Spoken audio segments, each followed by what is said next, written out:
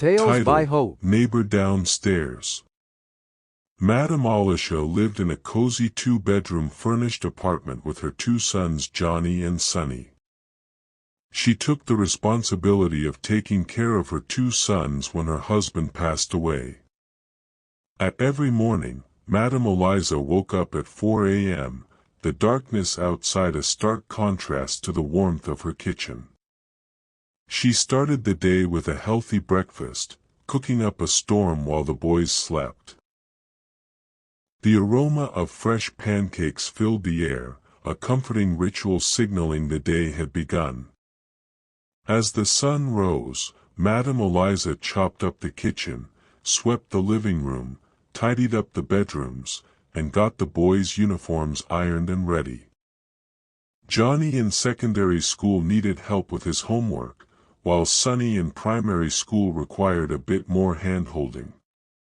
Madame Olisa's pride and joy, aside from her sons, was her trusty 1990s model car.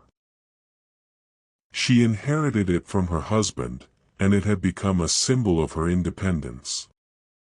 She loved it with all her heart, often joking that the car had more character than most people she knew. The next morning, Madame Olisa drove her trusty old car out of the parking lot, Johnny and Sonny buckled up in the back seat.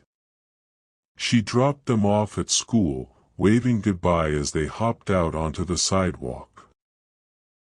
By 12 noon, a long bus rumbled down the street, its cargo hold bursting with furniture, chairs, beds, tables, and even a few cotton mattresses strapped on top.